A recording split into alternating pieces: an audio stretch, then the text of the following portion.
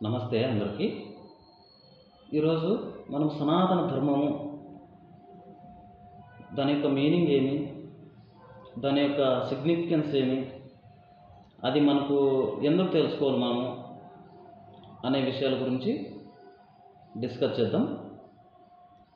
సనాతన ధర్మము మనము సొసైటీలో వింటూ ఉంటాము. సనాతన ధర్మం అంటే ఏమి, సనాతన ధర్మం అంటే ఏమి అని మనము ఒక వర్డ్ వింటూ ఉంటాము. ధర్మము, సనాతన ధర్మము, ఈ రెండు వింటూ ఉంటాము.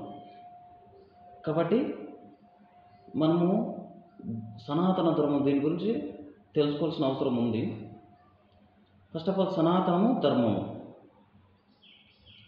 సనాతనం అంటే ఎప్పుడు ఉంటున్నది, అంటే ఒకప్పుడు, ఇప్పుడు, ఇంక ముందుకు ఉంటుంది. అంటే this is permanent, this has no end అనమాట. ఇది సనాతనము. అలాగే ధర్మము. ధర్మం అంటే ఒక నిర్దిష్టమైన నియమాలను పాటించడమే ధర్మము. అలాగే ధర్మానికి మోక్షానికి రిలేషన్ ఏమి, ఒకదానికొకటి ఎలా ఇంటర్లింక్ అయ్యాయి. మోక్షము ఒక ధర్మబద్ధమైన ఒక వెల్త్ను కానీ, ఒక డిజైర్స్ను కానీ అనుసరించినప్పుడు, ధర్మబద్ధంగా అనుసరించినప్పుడు అది మోక్షానికి దారితీస్తుంది అని మనకు శాస్త్రాలు చెప్తాయి అన్నమాట. అలాగే మనకు శాంతికి కావాల్సినటువంటి అంశాలు ఏమి, విషయాలు ఏమి అంటే సత్యము, ఆత్మజ్ఞానము, అలాగే పేషెన్సు, డ్యూటీ అంటే కర్మ. ఇవన్నీ ఒక వ్యక్తికి కూడా, ఒక సమాజానికి కూడా ఒక మంచి జీవితాన్ని ఇస్తుంది, అలాగే ఒక శాంతిని సమకూరుస్తుంది అనమాట. ఎగ్జాంపుల్, మనం స్వామి వివేకానంద గారిని తీసుకుందాము. ఆయన ఒక జీవితం తీసుకుంటే వీటి మీదే ఆధారపడి ఉంటాయి అన్నమాట. ఎప్పుడూ ఒక శాంతయుతంగా, ప్రేమయుతంగా అమెరికా యుఎస్ఏకి పోయినప్పుడు అక్కడ స్పీచ్లో ఆయన మాట్లాడేది వింటే మనకు అర్థమవుతుంది ఆయనకి ఒక సమాజం పట్ల, ఒక మనుషుల పట్ల ఒక హ్యుమానిటీ ఎంతలో ఉంది, ఆయనకి ఎంత బాగా కన్వే చేయగలడు. అంటే ఒక మానవత్వం అనేది వెల్లడి అవుతుంది ఆయన స్పీచ్ వింటే అక్కడ. అలాగే అక్కడ ఆయన ఒక కోట్ చెప్పిన కోట్ని మనం డిస్కస్ చేద్దాము, అబ్జర్వ్ చేద్దాము. ఒకటి, ప్రేమ, నిజాయితీ, పవిత్రత, లవ్, హానెస్టీ అండ్ శాంటిటీ. ఈ మూడు ఎవరిలో అయితే ఉంటాయో వాళ్ళని ఈ ప్రపంచంలో ఏ శక్తి ఓడించలేదు అని చెప్తారనమాట. అది ఫ్యాక్ట్, ఉండేది అంతే. ఎందుకంటే అవే మెయిన్. ప్రేమ, నిజాయితీ, పవిత్రత, లవ్, శాంటిటీ అండ్ హానెస్టీ. ఈ మూడు ఉండేవారిని ఈ ప్రపంచంలో ఎవరు ఓడించలేరు అని చెప్తారు. మనకి ధర్మంలో, సనాతన ధర్మంలో కూడా ఉన్నాయి ఇవి. చెప్పాం కదా, ట్రూత్ ఉంది, అలాగే లవ్ ఉంది, అందరి పట్ల కైండ్నెస్ కలిగి ఉండమని చెప్పింది, అలాగే పవిత్రత, శాంటిటీ కలిగి ఉండమంటుంది. ఈ మూడు. అలాగే ఇంకొకటి చెప్తారు ఆయన, మిమ్మల్ని బలవంతులుగా చేసే ప్రతి ఆలోచనను స్వీకరించండి, బలహీనపరిచే ప్రతి ఆలోచనను తిరస్కరించండి అని చెప్తారు.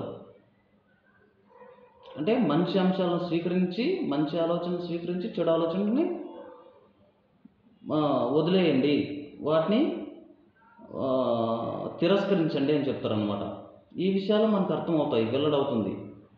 ఆయన ఇచ్చిన ఈ బోధనలతో మనం ఎన్ని టెక్నికల్ ఎడ్యుకేషన్ చదివినా కూడా ఇంత నాలెడ్జ్ మనకు రాదు. ఎందుకంటే స్వామి వివేకానంద గారు ఒక పేజ్ను చూస్తే, హెడ్లైన్ చూస్తే, ఇట్లా ఒకసారి చూస్తే అందులో మొత్తం కంటెంట్ ఏముందని చెప్పేసేవారు అనమాట. అంటే ఆయన ఏ టెక్నికల్ ఎడ్యుకేషన్ చదివారని చెప్పండి. కాదు కదా.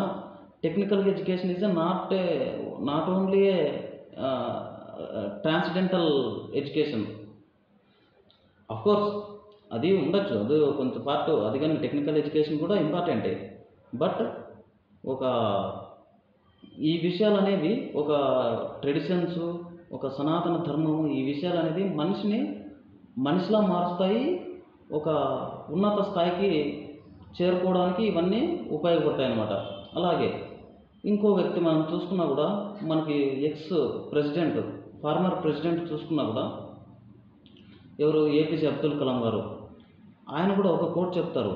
అంటే ఇలాంటి గొప్ప వాళ్ళని ఇలాంటి ఆచరణలో పెట్టారు. ఇలాంటి అంటే ఒక అహింస కావచ్చు, అందరి పట్ల ఒక దయా గుణం కలిగి ఉండడం కావచ్చు, అలాగే ఒక పవిత్రంగా ఉండడం కావచ్చు, ఇలా విషయాలు వీళ్ళన్నీ ఫాలో అయ్యారు.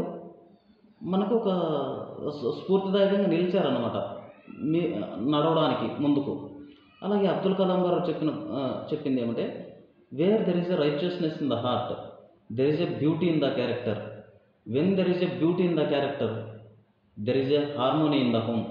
When there is a harmony in the home, there is a order in the nation. When there is a order in the nation, there is a peace in the world. Righteousness అంటే good conduct, good human contact and duty. Righteousness అంటే ఎక్కడైతే ఒక good human contact and right duty ఉంటుందో అక్కడ pleasantness ఉంటుందన్నమాట. Harmony అంటే ఒక శాంతి ఉంటుంది. ఎప్పుడైతే శాంతి ఉంటుందో అక్కడ ఆర్డర్ ఉంటుంది. ఆర్డర్ అంటే ప్రశ్నించే గుణం ఉంటుంది. ఎక్కడైతే ఒక ఆర్డర్ వస్తుందో, ఒక ఆర్డర్ ప్రశ్నించే గుణము, అలాగే ఒక క్రమబద్ధంగా ఉంటుంది అని ఆర్డర్ అంటే. ప్రశ్నించే గుణంతో పాటు ఒక క్రమబద్ధమైన అంటే ఒక సీక్వెన్స్ ఉంటుంది అని. అలాగే ఎక్కడైతే ఒక ఆర్డర్ ఉంటుందో there is a peace in the world అంటే ఒక శాంతి ఉంటుంది. ఎక్కడైతే ఆర్డర్ ఉంటుందో అక్కడ శాంతి నెలకొల్పడానికి ఒక ఆస్కారం ఉంటుంది అని చెప్తారనమాట. ఇది సాక్షాత్తు యూరోపియన్ పార్లమెంట్లో ఏపీజే అబ్దుల్ కలాం గారిని యూరోపియన్ పార్లమెంటు వాళ్ళు ఇన్వైట్ చేసినప్పుడు స్వయంగా యూరోపియన్ పార్లమెంట్లో చెప్తారనమాట ఏపీజే అబ్దుల్ కలాం గారు ఈ కోటు. అంటే ఈ స్పీచ్ విని వాళ్ళందరూ అప్పుడున్న యూరోపియన్ ప్రెసిడెంట్ కానీ అక్కడ ఉన్న యూరోపియన్ మెంబర్స్ కూడా, పార్లమెంట్ మెంబర్స్ కానీ అప్రిషియేట్ చేస్తారు. అంటే appreciating with him with a clapping. స్వయంగా ప్రెసిడెంట్ ఆఫ్ యూరోపియన్ చెప్తారు, మేము విన్న చాలా కొన్ని స్పీచ్ల్లో ఇది ఒక అరుదైన స్పీచ్, ఇంత గొప్పగా ఉంది ఈ స్పీచ్ అని చెప్తారన్నమాట. అంటే ఈ విషయాలన్నీ మనకు సనాతన ధర్మం ఎవరైతే ఉంది దాన్ని పాటించిన వాళ్ళు మనకు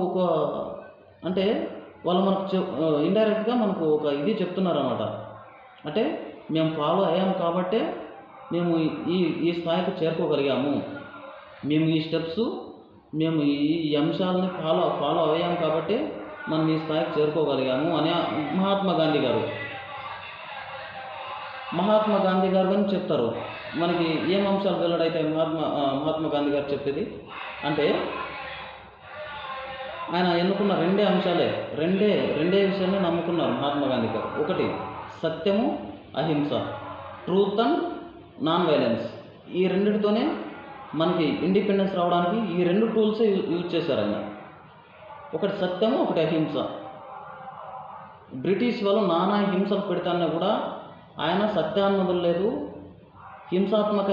హింసాత్మకమైన చర్యలకు అసలే పాల్పడలేదు.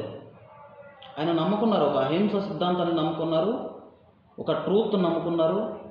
ఈ రెండు సిద్ధాంతాలు నమ్ముకొని మనకు స్వతంత్రాన్ని తేవడానికి ఒక పునాది వేశారనమాట. సో మనకు టెక్నికల్ ఎడ్యుకేషన్తో పాటు మన సంస్కృతి, మన సంప్రదాయాలు, మన సనాతన ధర్మము వీటి పట్ల అవగాహన కలిగి ఉండడము మన బాధ్యత. అలాగే వీటిని తెలుసుకోవడం కూడా మన యొక్క డైలీ లైఫ్లో వీటిని డైలీ లైఫ్లోకి మనము ఇంకార్పొరేట్ చేసుకోవాలి. సో ఈ విషయాలు నేను కొంతవరకు చెప్పాను, బాగానే అంటే కంక్లూడ్ చేశాను, బాగానే ఇన్ఫర్మేషన్ ఇచ్చాను అని అనుకుంటున్నాను. సో ఏమైనా డౌట్స్ వీటిలో నేనేమైనా తప్పుగా చెప్పినా కూడా, లేదంటే మీకు ఏమైనా డౌట్స్ ఉన్నా కూడా కామెంట్ చేయండి అబౌట్ ఆన్ సనాతన ధర్మం. అండ్ ఈ వీడియో చూడండి, మీకు నచ్చుతుంది, నచ్చకపోయినా చూడండి. ఎందుకంటే ఒక మంచి ఇన్ఫర్మేషన్ ఉన్నప్పుడు మనం నచ్చకపోయినా కూడా మంచి మనసుతో చూడాలి. మన జీవితానికి ఉపయోగపడుతుంది, మనకు ఒక లైఫ్ బాగుపడుతుంది. అంటే ఈవెన్ దో మనకు నచ్చకపోయినా కూడా we will forcibly accept it and we will follow some steps. We need to follow some steps. So thank you so much. Please subscribe to my channel, and thank you.